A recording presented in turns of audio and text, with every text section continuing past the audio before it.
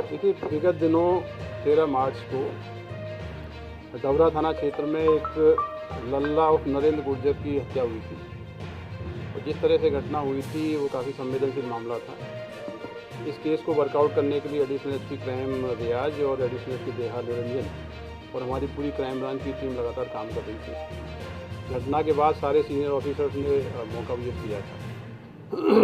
इस घटना में जो एफआईआर हुई, एफआईआर में फरियादी ने चश्मदीद साक्षी के रूप में एफआईआर कराई थी और उस एफआईआर में 4 लोगों को नामजद कराया था। एफआईआर होने के बाद एफआईआर के जो आरोपी थे उनकी तरफ से उनके परिजन मुझसे मिले थे और उनके द्वारा ये आपत्ति व्यक्त की गई थी कि हमारे लोगों को झूठा एफआईआर 302 कराया गया, उनको फंसाया गया है। इस लिहाज से बहुत ही चुनौतीपूर्ण केस था कि हत्या के केस में जो नामजद आरोपी दिखाए गए हैं क्या उनके द्वारा हत्या की गई है या उनको फिक्स किया गया है। तो हमारी टेक्निकल टीम, क्राइम ब्रांच की टीम और सभी टीमें लगातार प्रयास कर रही थी। इस केस में आज डबरा पुलिस ने 3 आरोपियों को अरेस्ट किया है। इसमें एक आरोपी पवन धानुक है, दूसरा आरोपी शिवम है, दोनों करैया थाना क्षेत्र के रहने वाले हैं, और एक अन्य आरोपी विश्वेंद्र रावत है।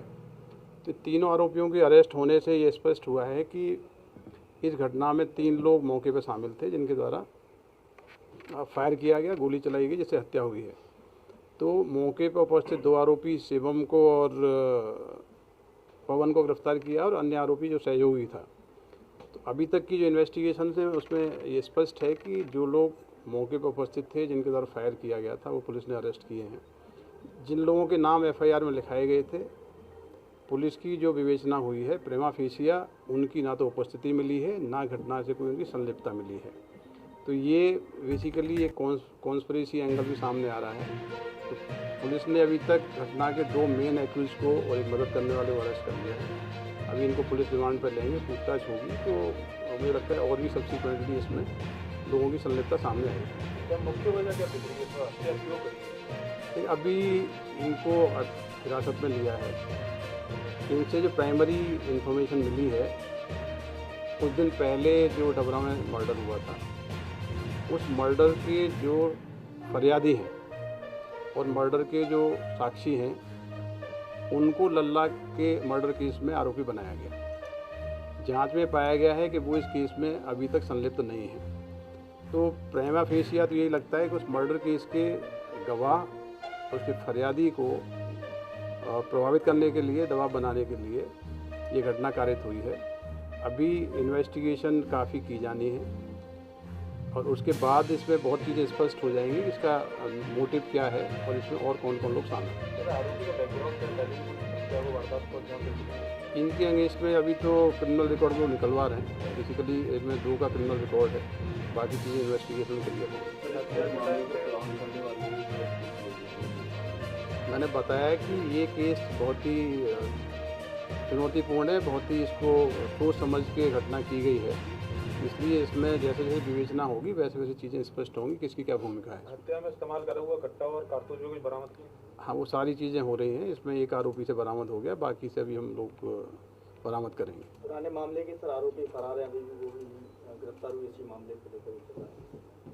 पुराने मामले में 2 आरोपियों की अरेस्ट हो गई है। 2 आरोपी की भूमिका के बारे में ये बताया गया था वो संलिप्त नहीं है। तो न्याय सबको मिलना चाहिए। यदि कोई व्यक्ति अपराध में संलिप्त नहीं है तो उसकी जांच होनी चाहिए और ये प्रमाणित होता है कि वो घटना में शामिल हैं तो उनकी गिरफ्तारी की जाएगी, और ये पाया जाएगा इस घटना में शामिल नहीं है तो उनको प्रकरण से पृथक किया जाएगा। ये अभी इन्वेस्टिगेशन में है केस। Thank you sir.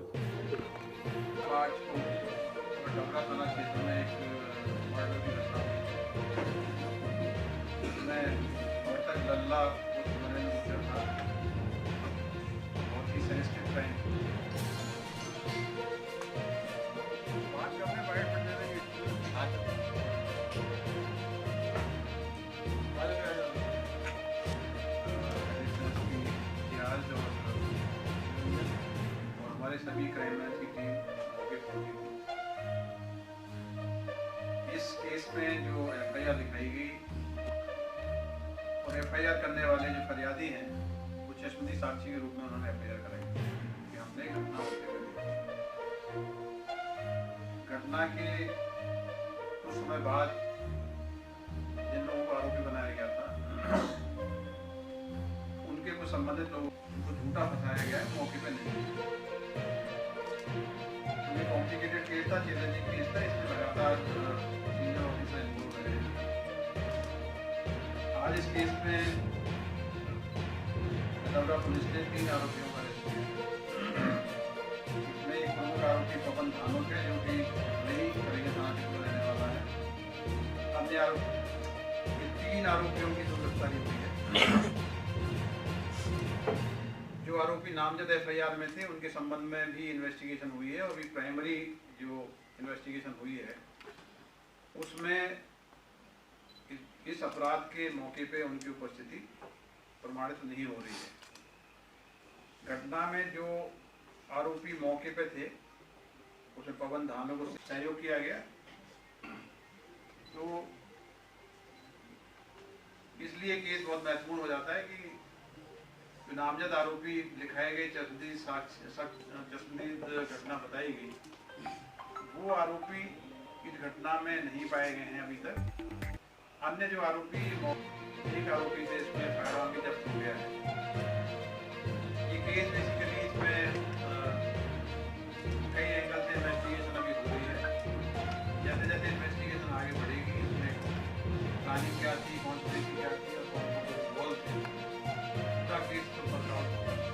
अभी की स्थिति में इसमें 2 मौके को उपस्थित आरोपी है, फिर अन्य सहयोग करने वाले आरोपी को गिरफ्तार किया है। टोटल कितने आरोपी? ये जैसा मैंने बताया कि इसमें जो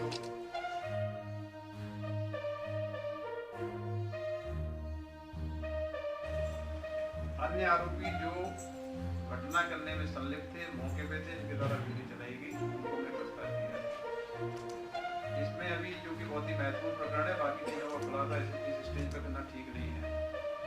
जैसे विवेचना आगे बढ़ेगी इसमें कई सारे लोगों के बारे में जानकारियां लग रही हैं, पुलिस की टीमें लगी हुई हैं। इसमें कई लोग